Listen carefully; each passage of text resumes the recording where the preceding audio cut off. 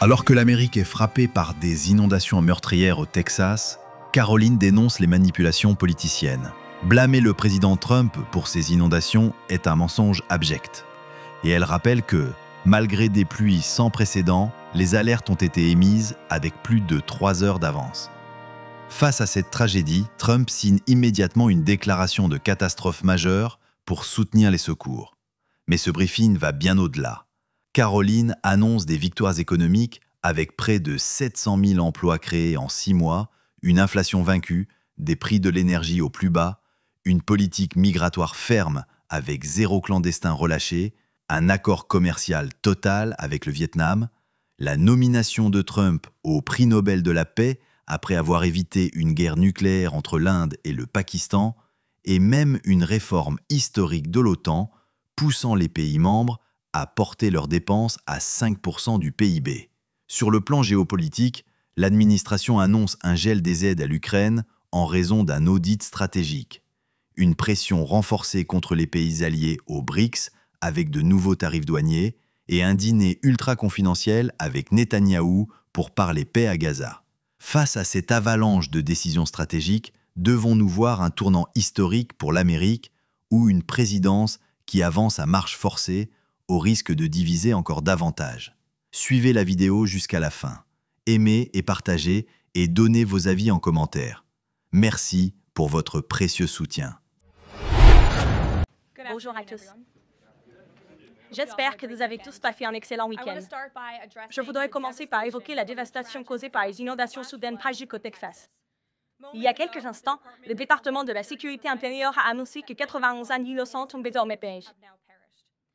Ici, à la Maison-Blanche, y compris le président des États-Unis, nous prions tous pour les familles et les amis des victimes en cette période inimaginable. Le président Trump a rapidement signé une déclaration de catastrophe majeure pour le comté de Kerr, au Texas, afin de s'assurer que nos premiers intervenants héroïques disposent de toutes les ressources nécessaires pour les efforts de secours et de rétablissement. La secrétaire à la Sécurité intérieure, Kristen Lohen, s'est rendue au Texas ce week-end et toute l'administration Trump travaille main dans la main avec les responsables locaux et de l'État pour fournir toute l'aide possible. La situation sur le terrain reste dangereuse. Et il pourrait y avoir d'autres menaces pour la sécurité publique avec l'arrivée possible de fortes pluies. Nous encourageons donc tout le monde dans la région à rester vigilant, à écouter tous les avertissements et à réagir en conséquence. Malheureusement, à la suite de cette catastrophe naturelle d'une ampleur générationnelle, nous avons vu de nombreux mensonges propagés par les démocrates, comme le sénateur Chuck Schumer et certains membres des médias. Accuser le président Trump d'être responsable de ces inondations est un mensonge abject qui ne sert à rien dans cette période nationale. Voici les faits. Avant cette tragique catastrophe naturelle, le service météorologique national a fait son travail. Malgré des précipitations sans précédent, le service météorologique national a émis des prévisions et des avertissements précis et en temps voulu. Le 3 juillet, le bureau du service météorologique national à Austin, San Antonio, Texas, a organisé des séances d'information sur les prévisions pour la gestion des urgences le matin et a émis une veille d'inondation en début d'après-midi. Des alertes de crues éclairs ont également été émises dans la nuit du 3 juillet et au petit matin du 4 juillet, offrant des délais d'alerte préliminaires de plus de 3 heures avant que les conditions d'inondation soudaines ne se produisent. Et le bureau du service météorologique national à New Braunfels qui fournit les prévisions pour Austin, San Antonio et les environs, avec du personnel supplémentaire de service pendant les tempêtes, malgré les affirmations contraires. Donc, à toute personne qui a délibérément menti à propos de ces faits entourant cet événement catastrophique, vous devriez avoir profondément honte. À présent, la priorité de l'administration sera d'apporter aux victimes et à leur communauté le soutien qu'elles méritent durant ces efforts de reconstruction en cette période tragique. Que Dieu bénisse le peuple du Texas, en particulier les parents qui ont perdu leurs enfants. Le président Trump vous aime.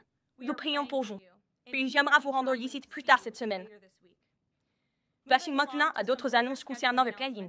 Ce soir, le président Trump recevra le premier ministre d'Israël, Benjamin Netanyahou, pour un dîner au cours duquel ils discuteront des évolutions positives en cours dans la région du Moyen-Orient. Demain, le président tiendra sa 6e réunion de cabinet de son second mandat. Beaucoup d'entre vous seront invités à couvrir cet événement. Et mercredi, le président recevra les dirigeants de 5 nations africaines pour un déjeuner dans la salle à manger Beta. Dans d'autres actualités, après la signature historique sur la pelouse sud de la Maison-Blanche le 4 juillet, le grand et magnifique projet de loi du président Trump est désormais la loi du pays. Les républicains au Congrès ont saisi ce moment unique d'une génération et ont inscrit dans la loi l'agenda Make America Great Again. Après cette réalisation monumentale, aucun autre président de l'histoire moderne n'a travaillé aussi dur et aussi vite pour tenir ses promesses de campagne que Donald Trump. Ce grand et magnifique projet de loi va permettre aux États-Unis d'Amérique de repartir à plein régime. On peut dire sans risque que, ces dernières semaines, le président a enchaîné de nombreuses victoires. Pour le 4e mois consécutif, les chiffres de l'emploi ont dépassé les attentes du marché, avec près de 150 000 bons emplois créés au mois de juin. L'économie américaine a désormais créé près de 700 000 emplois depuis janvier 2025, et ce sont les travailleurs nés aux États-Unis qui représentent la totalité de ces gains d'emploi. Le président Trump a fait chuter les passages illégaux à la frontière à un niveau historiquement bas au mois de juin, et la patrouille frontalière n'a, une fois de plus, relâché aucun clandestin dans notre pays. La Cour suprême a empêché les juges militants d'imposer des injonctions à l'échelle nationale et a ouvert la voie au président Trump pour mettre en œuvre son programme populaire et plein de bon sens. L'Université de Pennsylvanie a accepté toutes les exigences de l'administration Trump et va désormais interdire aux hommes de participer au sport féminin.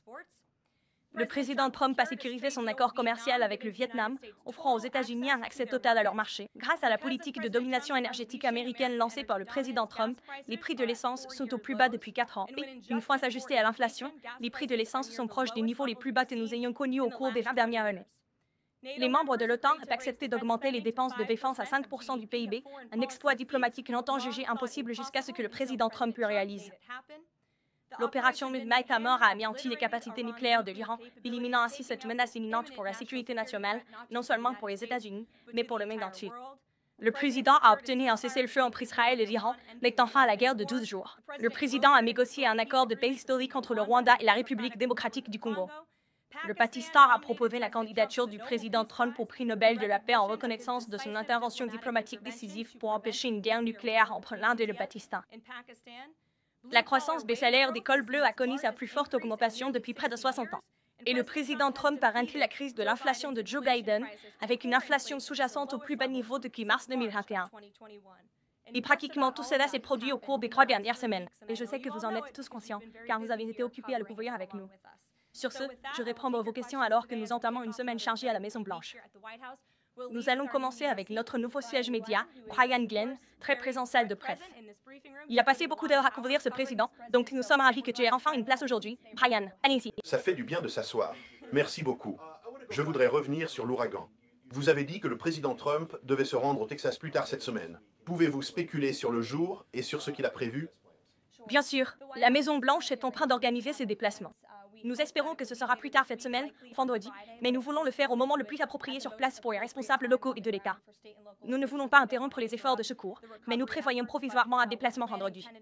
Et quand ce sera confirmé, nous vous tiendrons au courant, comme... Et vous avez déjà réagi un peu plus tôt, mais le syndicat du service météorologique national a en fait déclaré publiquement qu'ils avaient un personnel suffisant sur place pour prévoir ou surveiller la tempête. Vous avez partagé vos réflexions plus tôt sur la façon dont la gauche a vraiment instrumentalisé cela pour attribuer les décès au Texas à Trump. Que pensez-vous de ce commentaire, encore une fois? Oui, je pense vraiment que ces commentaires sont ignobles et méprisables, surtout alors que tant d'Américains pleurent la perte de leurs enfants. Comme je l'ai dit, le service météorologique national a fait son travail. De nombreux experts, de nombreux météorologues l'ont affirmé. Beaucoup d'entre vous dans les médias, pour être justes, l'ont également reconnu. Malheureusement, pas tous, et de nombreux élus démocrates essaient de transformer cela en jeu politique, alors que ce n'en est pas un. C'est une tragédie nationale et l'administration la traite comme telle. Nous savons que le service météorologique national a fourni des alertes précoces et régulières. Ils ont diffusé des alertes d'inondation éclair en temps voulu. Il y a eu des alertes records avant cette catastrophe. La surveillance des inondations se poursuit et ces bureaux étaient bien dotés en personnel. En fait, l'un des bureaux était même en sureffectif. Ils avaient plus de personnel que nécessaire. Donc toute affirmation contraire est complètement fausse. Et c'est vraiment triste que certains continuent de propager ces idées. Encore une question. Bien sûr. C'est une info de dernière minute. Le département de la sécurité intérieure met fin au statut de TPS pour les migrants honduriens et nicaraguayens. Oui. Y a-t-il des plans pour ajouter d'autres pays que vous pourriez cibler? Juste une réaction. Bien sûr. Mais bien, je ne vais pas anticiper sur le département de la sécurité intérieure concernant d'autres pays. Mais comme vous l'avez souligné, ils ont effectivement mis fin au statut de protection temporaire pour les Nicaraguayens et les Honduriens dans ce pays. Parce que le TPS, c'est le statut de protection temporaire. Temporaire, par définition. Ce n'est pas censé être une voie permanente de la résidence ou la citoyenneté ici aux États-Unis d'Amérique. J'ai été initialement accordé aux Nicaraguayens à la suite d'une catastrophe naturelle en 1999. Ça me noterait très temporaire. J'ai aussi eu Hondurien en 1999, après le passage de l'ouragan Mitch en 1998. Et donc, cette administration fait ce qu'elle avait promis de faire. Si des personnes de ces pays veulent venir ici, elles disposent d'une voie légale pour le faire. Le statut de protection temporaire n'a jamais été conçu pour devenir permanent. L'administration précédente a abusé de ce statut et de ce programme de libération conditionnelle, les traitant essentiellement comme tels. Et nous n'allons plus tolérer cela. Merci, Brian. Megan. Sécurité Vaisseau a déclaré hier que les pays reviendraient au niveau tarifaire du 2 avril à partir d'août. Je me demandais si vous pouviez partager. Nous avons vu les lettres que le président a envoyées au Japon et à la Corée du Sud, mais si d'autres partenaires commerciaux américains reçoivent aujourd'hui. Bien sûr, oui, je peux confirmer. En fait, j'ai ces lettres. Si tu pouvais m'apporter le dossier avec les lettres, il est juste dans les bureaux précédents. J'ai les lettres signées qui ont été envoyées aujourd'hui à la fois à la Corée du Sud et au Japon. Puis il y aura environ 12 autres pays qui recevront des notifications et des lettres directement du président des États-Unis. Il y a des semaines, je me suis tenu à ce pupitre et je vous ai dit à tous que le président allait créer des plans commerciaux sur mesure pour chaque pays de cette planète. Et c'est sur cela que cette administration continue de se concentrer. Le président signera également aujourd'hui un décret repoussant la date limite du 9 juillet au 1er août. Ainsi, le taux de tarif réciproque, ou ces nouveaux taux qui seront communiqués dans cette correspondance à ces dirigeants étrangers, seront envoyés dans le courant du mois prochain, où des accords seront conclus. Et ces pays continuent de négocier avec les États-Unis. Nous avons constaté de nombreux développements positifs dans la bonne direction. Mais l'administration, le président et son équipe commerciale veulent conclure les meilleurs accords pour le peuple américain et les travailleurs américains. C'est là-dessus qu'ils se concentrent. Et dans un souci de transparence, ces lettres continueront d'être publiées sur Truth Social. Vous pourrez donc en profiter vous-même. Allez-y. Merci. Caroline, concernant la visite du Premier ministre Netanyahou aujourd'hui, je me demandais pourquoi elle n'est pas ouverte à la presse. Lors de ses précédentes visites, nous avions eu des conférences de presse dans le bureau ovale. Est-ce que cela reflète d'une certaine manière la sensibilité particulière de cette visite? Non, il dit non privé. Il y a évidemment de nombreux sujets importants en cours dans la région, comme vous le savez. La priorité absolue du président en ce moment au Moyen-Orient est de mettre fin à la guerre à Gaza et de faire libérer tous les otages. De plus, comme vous le savez, il y a eu une proposition de cessez-le-feu soutenue par Israël qui a été envoyée au Hamas et nous espérons qu'ils accepteront cette proposition. Nous voulons voir tous les otages libérés. C'est la principale préoccupation du président, donc cela sera abordé, ainsi que les nombreux autres développements positifs que nous avons constatés au Moyen-Orient. Je voudrais revenir sur les accords commerciaux. Comme vous pouvez le voir, nous avons ces magnifiques lettres que le président a signées. Celle-ci est adressée au président de la République de Corée avec la signature originale et elles seront envoyées par courrier. Puis ici, nous avons également une autre lettre destinée au Premier ministre du Japon. Les deux pays se verront appliquer un taux de droit de douane de 25% à compter du mois d'août.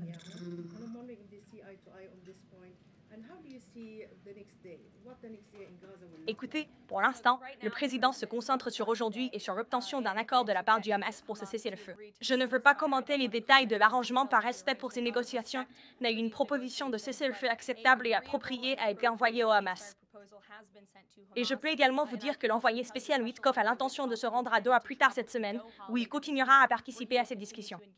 Les Qataris et les Égyptiens ont été des partenaires incroyablement utiles dans la médiation de ces négociations et discussions. Pour ramener la paix dans cette région et mettre fin à ce conflit une fois pour toutes. Christine, 2 questions. Merci, bien sûr. La première question est, le président Trump reconsidère-t-il son projet de supprimer la FEMA? Comme l'ont dit les responsables, leur rôle est crucial au Texas. Écoutez, le président veut s'assurer que les citoyens américains aient toujours ce dont ils ont besoin en période de besoin. Que cette aide vienne des États ou du gouvernement fédéral, c'est un débat politique qui va se poursuivre. Et le président a toujours dit qu'il voulait que les États fassent autant qu'ils le peuvent, voire plus. Et dans le cas du Texas, les responsables de l'État et locaux font un travail remarquable. Et je sais que le président, la sécurité NOM et le gouvernement fédéral sont très fiers de travailler avec eux. Et le président a promis d'apporter au Texas l'aide dont il a besoin en cette période tragique. Juste une question de suivi concernant les coupes. Ce week-end, le président Trump a déclaré qu'Elon Musk était une catastrophe ambulante. Étant donné ce point de vue, y a-t-il des inquiétudes au sein de la Maison-Blanche ou de la part du président concernant les coupes qui ont eu lieu sous Musk, pendant qu'il conseillait Doge, y compris le service météorologique national? Je pense que j'ai déjà répondu à cela. Kristen, ce que je peux vous dire, c'est que ces bureaux étaient entièrement dotés en personnel. Le bureau de San Angelo était entièrement pourvu avec 12 météorologues prévisionnistes. Il n'y avait aucun poste vacant. Le bureau de San Antonio fonctionnait avec 11 prévisionnistes. Puis, comme m'a dit Brian, le syndicat lui-même a déclaré qu'il y avait un effectif suffisant. Je pense donc que ces mots parlent d'eux-mêmes et les chiffres parlent d'eux-mêmes. Il s'agit d'une crise soudaine comme on en voit une fois par siècle, une catastrophe naturelle tragique. L'administration fait tout ce qu'elle peut sur le terrain pour aider ces familles pendant cette période de besoin. Jeffrey. Merci beaucoup. Taya, je fais juste suite à la question de Chris. Le président a-t-il toujours l'intention d'affronter la FEMA d'ici à la fin de l'année? Je viens de répondre à la question de Kristen pour toi. Attendez, je viendrai à toi. Échanges commerciaux. 12 lettres à venir. Quel pays? Je laisserai le président les révéler en temps voulu. Gardez les yeux sur la vérité sociale. Michael à l'arrière. Merci, Caroline. Un tireur armé a été abattu aujourd'hui à MC Allen, au Texas, après avoir ouvert le feu sur des agents de la patrouille frontalière. Cela survient quelques jours seulement après que la députée démocrate Pravin Japan a récemment déclaré qu'elle se sentait, je cite, inspirée lorsque des militants entravent l'ICE. La Maison-Blanche s'attend, elle, à ce que les démocrates modèrent leur rhétorique à la lumière de ce que nous avons vu aujourd'hui à MC Allen, Texas. Apaise-t-on les démocrates à modérer leur discours contre l'ICE et les agents de la patrouille frontalière, qui, encore une fois, sont des hommes et des femmes ordinaires? J'encouragerai aussi d'autres démocrates à rencontrer réellement la patrouille frontalière des États-Unis. Ce sont des Américains honorables qui essaient simplement de faire leur travail en appliquant la loi. Ils rentrent chez eux auprès de leur famille chaque soir, comme nous tous, et ils méritent respect et dignité pour leurs efforts à faire respecter les lois sur l'immigration de notre pays et à retirer de nos communautés les menaces à la sécurité publique. La Maison-Blanche est au courant de la fusillade qui a eu lieu aujourd'hui au Texas, et nous travaillons avec les agences fédérales compétentes pour faire toute la lumière sur ce qui s'est passé. Le DOJ et le FBI ont désormais conclu qu'il n'existait pas de liste de clients de Jeffrey Epstein. Que répondez-vous aux partisans de MAGA qui disent vouloir que toute personne impliquée dans les crimes présumés de Jeffrey Epstein soit tenue pour responsable? Cette administration souhaite que toute personne ayant commis un crime soit tenue pour responsable. Et je dirais que cette administration a fait plus pour mettre les criminels derrière les barreaux que, certainement, l'administration précédente. Et l'administration Trump s'engage en faveur de la vérité et de la transparence. C'est pourquoi le procureur général et le directeur du FBI ont promis, sur instruction du président, de mener un examen exhaustif de tous les dossiers liés au crime de Jeffrey Epstein et à sa mort. Ils ont publié une note à la conclusion de cet examen. Il y a du matériel qu'ils n'ont pas rendu public parce que, franchement, il était extrêmement explicite et contenait de la pornographie infantile, ce qui n'est évidemment pas approprié pour le public. Mais ils se sont engagés à mener une enquête approfondie. C'est ce qu'ils ont fait. Puis ils ont communiqué les résultats de cette enquête. Ça, c'est de la transparence. D'accord. Donc le FBI examine les circonstances entourant la mort de Jeffrey Epstein. Selon le rapport, cette revue systématique n'a révélé aucune liste de clients compromettante. Alors, qu'est-il advenu de la liste des clients d'Epstein que la procureure générale disait avoir sur son bureau?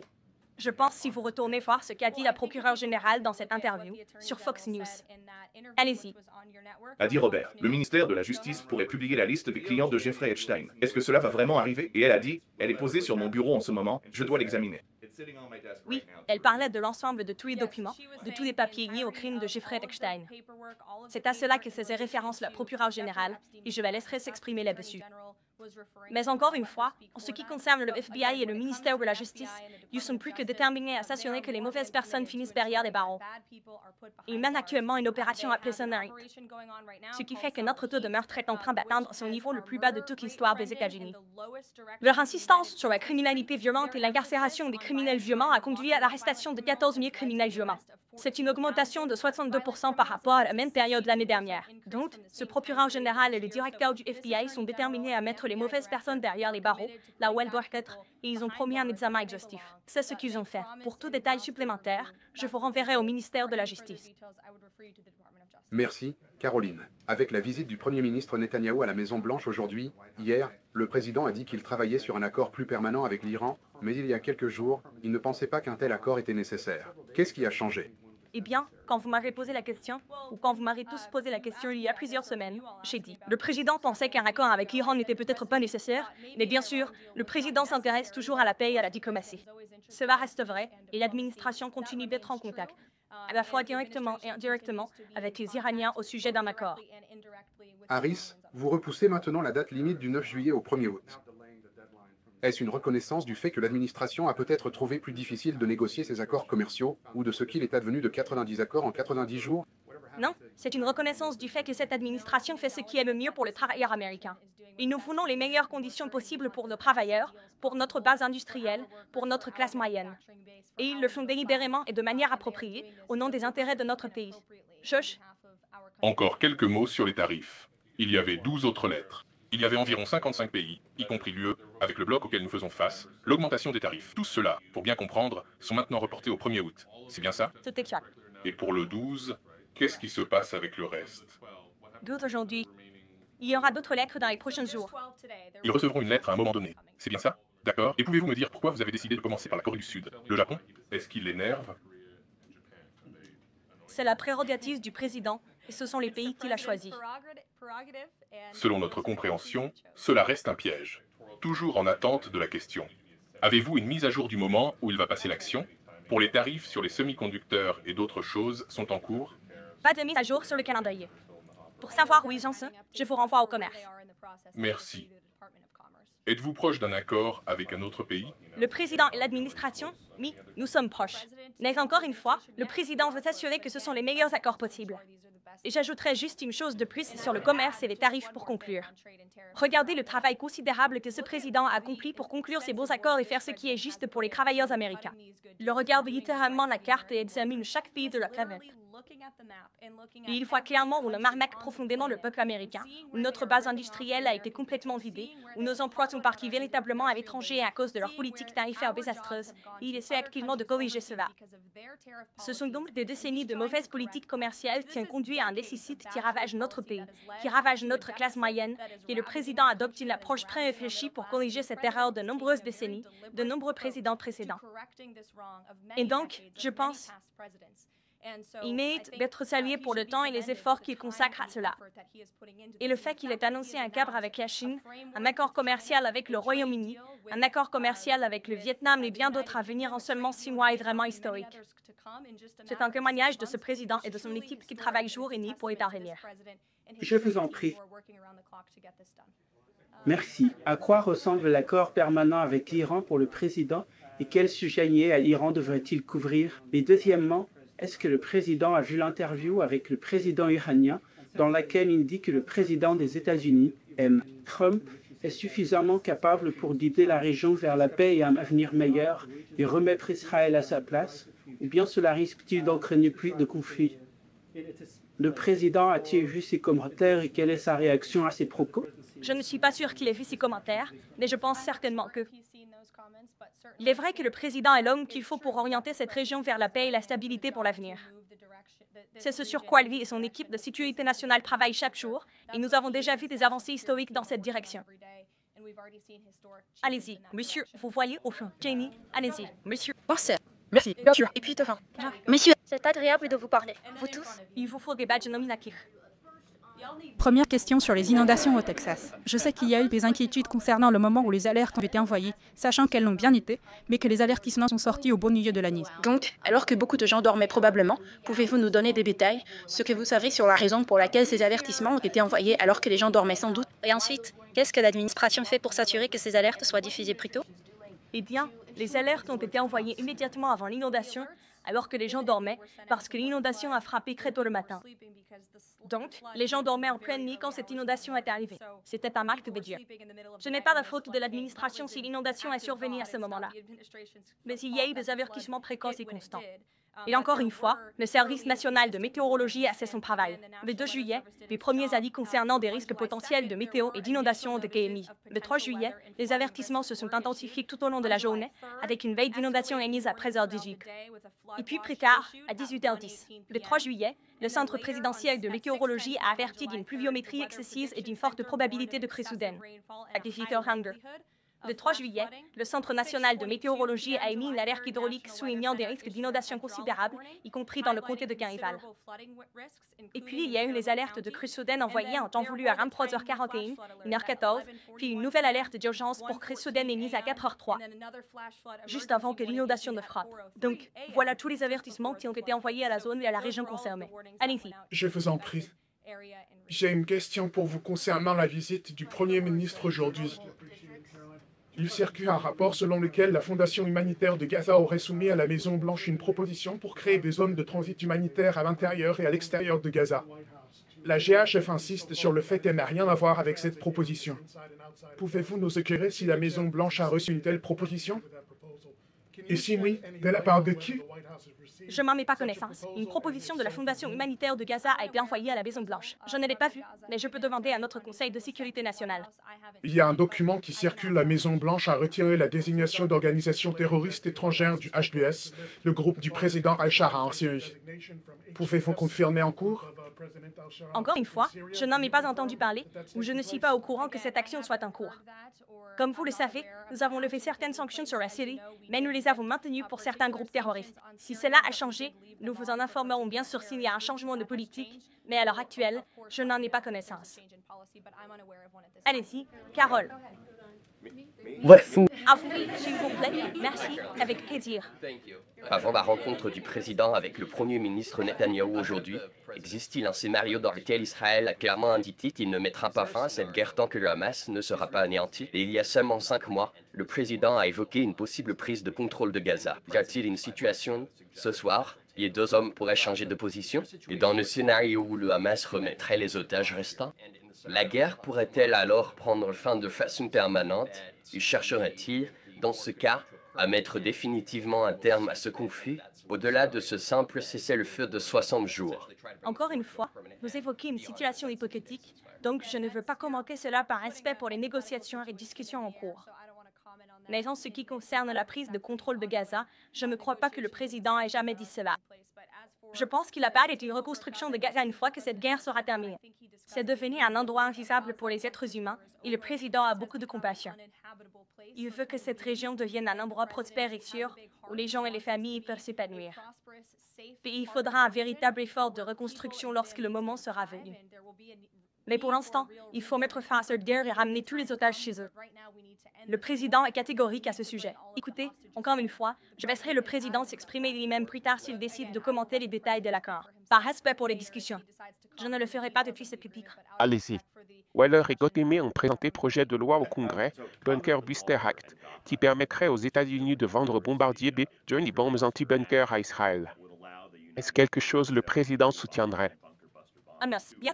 Je ne sais pas si le président est au courant du Bunker Buster Act, mais je vais lui demander son opinion. Je ne suis pas sûre. Pour revenir à la question précédente sur le tireur au Texas qui a ciblé l'ICE, en fait, cela a été rapporté aujourd'hui. Je crois que les législateurs démocrates disaient que leurs électeurs les appelaient à être plus violents lorsqu'ils se rendaient dans les installations de glace. Y compris. Je crois qu'ils veulent qu'ils verdissent. Et ils ont dit que les législateurs démocrates devraient être prêts à se faire tirer dessus eux-mêmes. Pouvez-vous répondre à cela? Et craignez-vous que certains de ces législateurs puissent agir selon les souhaits de leurs électeurs? Il est difficile de croire que quiconque doté de morale ou de décence dans ce pays puisse dire une telle chose. Bien évidemment, la Maison-Blanche combat cette rhétorique et nous condamnons la violence sous toutes ses formes. Cette administration essaie simplement de faire respecter nos lois et nous devons être une nation de loi et d'ordre. On ne peut pas simplement traverser notre frontière comme si de rien n'était, rire ici illégalement et s'attendre à pouvoir rester. Nous allons faire respecter les lois de notre pays et les hommes et les femmes qui s'en chargent le flou de manière respectueuse. Ils agissent dans le cadre de la loi et ils essaient simplement de faire leur travail. Et nous condamnons toute violence ou tout appel à la violence, quelle qu'en soit la forme, contre tout Américain. Vous avez la parole. Je sais pas. Il y a beaucoup de monde ici aujourd'hui. Bien sûr. J'ai vu la lettre que le président colombien Oso Petro, lui a envoyée pour s'excuser de ses propos d'il y a quelques semaines, laissant entendre qu'il y avait une implication des États-Unis. Gouvernement dans un prétendu coup d'État en Colombie. Et le secrétaire Rubio a rappelé la Charte américaine des affaires en Colombie. Charte des affaires en Colombie. Est-ce que le président Trump a vu cette lettre? Et que pensez-vous des commentaires du président Patrol suggérant que les États-Unis auraient implication dans un coup d'État? Je ne suis pas sûr que le président ait cette lettre, mais je peux vérifier auprès de lui et du Conseil de sécurité nationale. Nous vous donnerons une réponse si vous faites un suivi avec ma méthode. Nous allons nous renseigner pour vous. Bien sûr. Allez-y. Merci. Iris, vas-y. Merci, Caroline. Sur deux sujets d'abord. J'adore voir tout le monde aussi enthousiaste à envie. Oui, Raquel, tu pourras passer après. Sur deux sujets. D'abord, les tarifs douaniers. Le président a annoncé hier soir que tout pays s'alignant sur les politiques anti-américaines des BRICS se verront imposer un tarif douanier supplémentaire de 10%. Pouvez-vous nous donner plus de détails à ce sujet? De quelle politique précise le président parle-t-il ici? Quelles politiques et pays doivent-ils éviter pour ne pas être soumis à des tarifs supplémentaires? Bien sûr. Le président estime que les BRICS cherchent à saper les intérêts des États-Unis. C'est la responsabilité du président de placer les intérêts des États-Unis en priorité. C'est ainsi qu'il conçoit son rôle de président. Donc, il va s'assurer que l'Amérique soit traitée de manière juste, équitablement sur la scène internationale et il prendra toutes les mesures nécessaires pour empêcher que des pays profitent des États-Unis et de notre peuple. Raquel, allez-y. Concernant les immigrés en situation irrégulière, le secrétaire aux frontières Tom Holman nous a dit ce matin que ici devra arrêter 7000 immigrés en situation irrégulière chaque jour jusqu'à la fin de ce mandat, rien que pour rattraper ceux qui ont été laissés entrer sous l'administration précédente. Je me demande quelles sont les nouvelles ressources et le renfort en personnel prévu par le Big Beautiful Deal qui, bien sûr, permet à l'ICE d'embaucher 10 000 agents et officiers supplémentaires. Quelles sont maintenant les attentes de l'administration concernant le nombre d'arrestations quotidiennes dans les mois à venir? Bien sûr. Je laisserai la secrétaire à la sécurité intérieure et son département s'exprimer sur ce qu'ils attendent en termes de chiffres quotidiens. Ce que je peux vous dire, c'est que je reçois les rapports quotidiens chaque matin et que l'ICE est sur le terrain en train de faire le travail pour lequel ils ont prêté serment. Ils retirent chaque jour des menaces à la sécurité publique de nos communautés et notre pays devient un endroit plus sûr grâce à leurs efforts. Et le fameux Big Beautiful Bill, qui est désormais une loi, va donner des ressources importantes à l'ICE et à la Border Patrol pour qu'ils puissent continuer l'excellent travail qu'ils accomplissent déjà.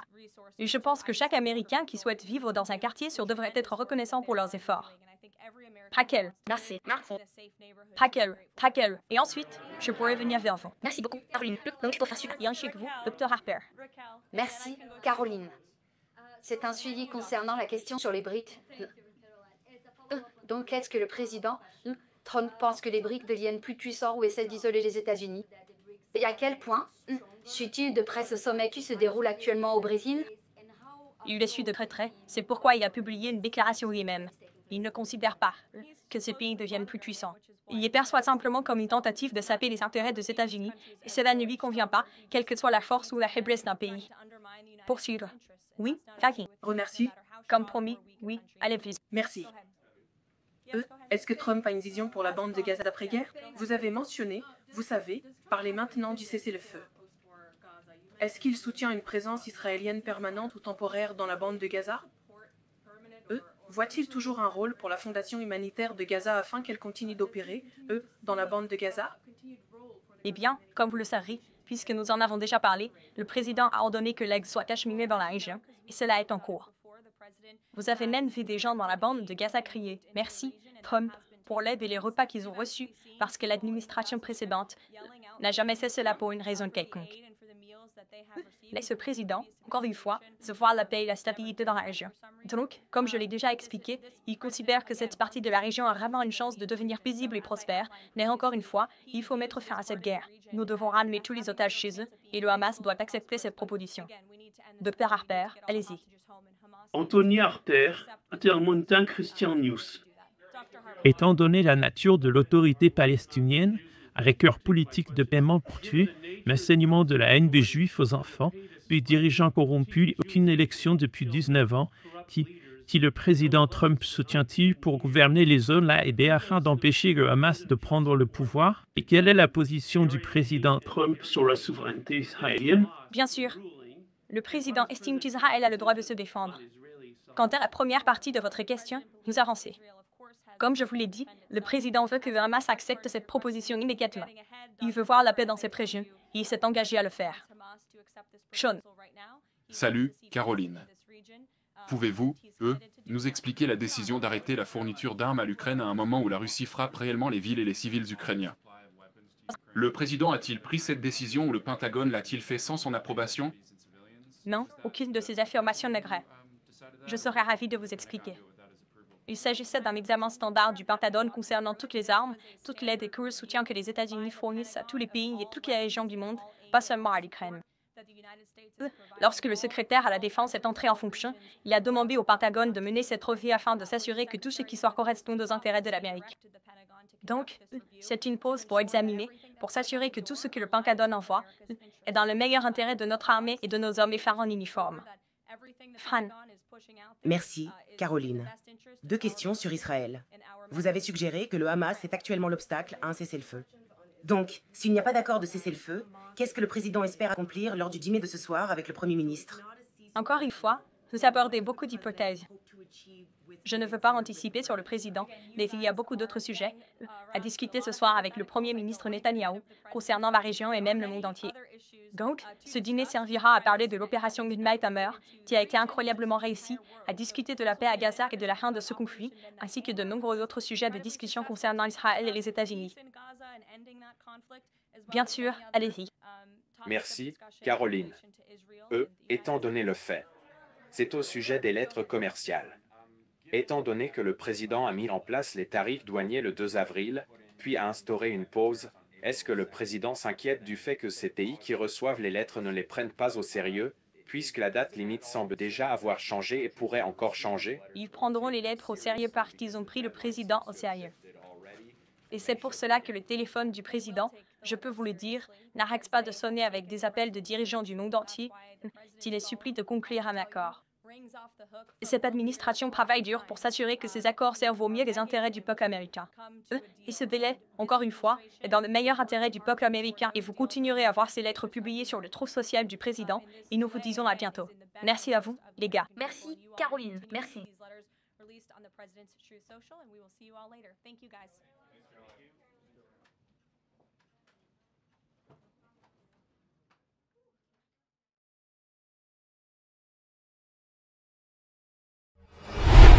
Autant de décisions concentrées sur quelques semaines et qui transforment le visage de la présidence. Faut-il y voir une restauration de l'autorité américaine ou un glissement vers un pouvoir unilatéral?